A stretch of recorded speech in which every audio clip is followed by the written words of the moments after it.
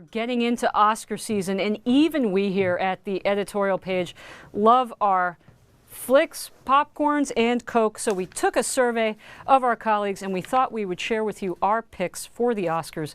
My Wall Street Journal editorial page colleague, Sohrab Ahmari, is here to go through the results. Let's start with Best Supporting Actor here. If we can get that up on the screen.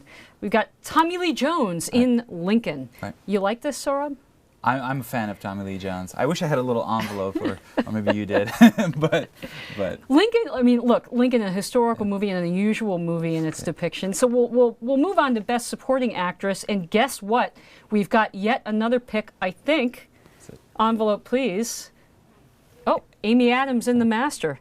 Right. Poor Sally Field. I guess she just didn't cut it for us here at the editorial page. You didn't like me. You really didn't like me. It was a really creepy, terrifying performance by Amy Adams. She plays the wife of a cult leader and does a quite a great job. And I think folks who are used to her in other types of role would be really surprised by the performance that she turns in here. You really like The Master. I think The Master should have won everything. Okay, well then we'll move to the best actor category. Lots of really big names here, but we're going to go again with Daniel Day-Lewis in Lincoln, who is a master, who's an amazing guy, who's a classically trained actor. Course, I mean, I think it's always gratifying to see a guy who has come through the ranks of theater and up into movies, not sort of a one-hit wonder by any stretch. Let's go to Best Actress, and the winner is oh boy, Jessica Chastain in Zero Dark 30. We have to talk about this one. Your take on the movie? I mean, I have to separate the politics from the entertainment factor and from the cinematic value. But even when I do that, I think, aside from the fact that the movie in some ways fit into my own ideological framework, I still thought, even if it didn't, it was a very good movie. It was chilling, it was serious.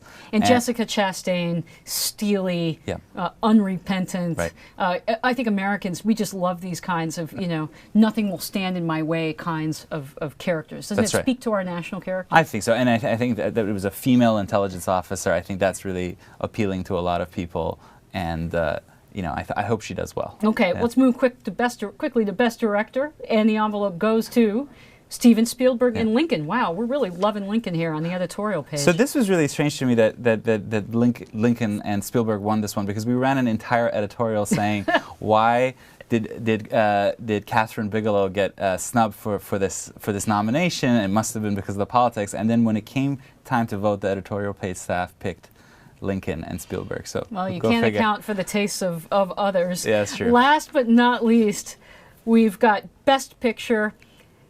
Lots of great options here. Les Miserables, Lincoln, Zero Dark 30, Amour, Life of Pi, Argo. But the Wall Street Journal editorial page staff goes for, drumroll please, Zero Dark 30. Okay, so Rob, is this simply a political pick by the Journal editorial staff, or is this movie truly one of the greats? Look, I think any movie where most people know what the ending is, Osama bin Laden dies, and yet still makes people, chew their fingernails, is an effective movie, regardless of how folks feel about enhanced interrogation and the war on terror. So, but a historically important movie. Will this movie stand 10, 20, 30 years from now? I'd like to think so. I think it's a serious movie. I think it's an important document of the past decade, the nightmare, and then the triumph that at least we experienced in killing Osama bin Laden. I think it has that value. Okay, that's the final word. Wall Street Journal editorial page member Sohrab Ahmari. Thank you for having me. Thanks so much for going through the Oscar picks with me.